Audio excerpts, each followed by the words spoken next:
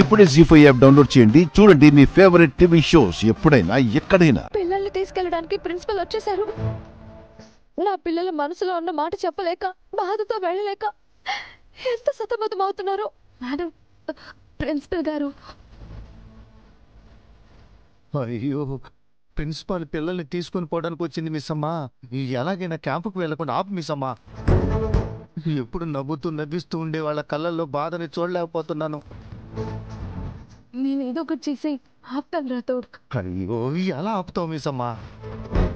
నమస్కారం. నమస్తే. మీరేం చేస్తారో నాకు తెలీదు. పిల్లల్ని కిందకు పిలిచిన తర్వాత 10 నిమిషాల్లో వాళ్ళు మీ కారులో ఉండాలి. అమరి మనసు మారేలోపు మీరు ఈ ఏరియాలో కూడా ఉండకూడదు. మీరు ఏమి టెన్షన్ పడకండి. పక్కాగా ప్లాన్ చేశాను. పిల్లల్ని నేను చూసుకుంటాను. మీరు పెళ్లి సంగతి చూసుకోండి. సరే, అమర్ వాళ్ళని పిలుస్తాను, మీరు కూర్చోండి. అమర్, అత్తయ్య, మావయ్య, పిల్లలు త్వరగా కిందకి రండి. మిమ్మల్ని తీసుకెళ్ళడానికి ప్రిన్సిపల్ గారు వచ్చారు.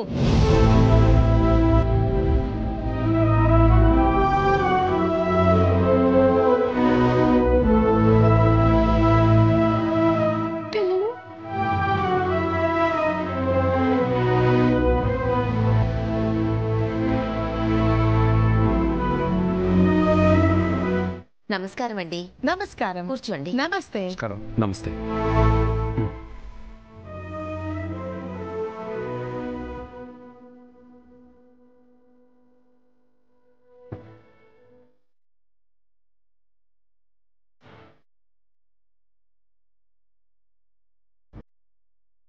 అంజు పిలుస్తున్నారు, వెళ్దాం పద.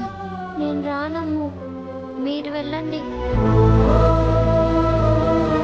డాడీ అడిగితే నేను చెప్పేస్తాను. మాకు ఏ క్యాంప్కి వెళ్ళడం ఇష్టం లేదు, మేము వెళ్ళము అని. ఏం మాట్లాడుతున్నావు అంజు? డాడీకి ఎదురు మాట్లాడతావా? అవును, మీరు ఎలాగో చెప్పట్లేదు కదా. అసలు మన ఇంట్లో ఆ మనోహరి ఆంటీ డిసిజన్ ఫైనల్ ఏంటి? సరే, మన పిన్ని అనుకుంటే ఇంకా పెళ్ళి అవ్వలేదు కదా. అందుకే నేను రానమ్ము, మీరు వెళ్ళండి.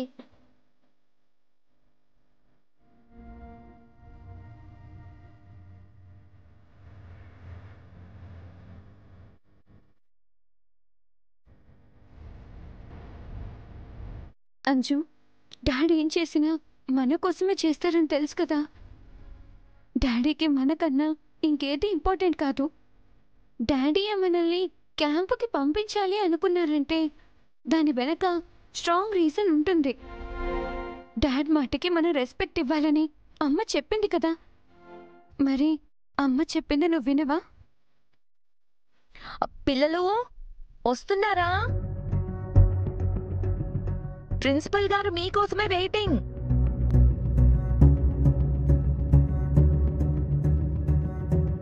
పిల్లలు వస్తున్నామాగు. వస్తున్నాం ఆంటీ.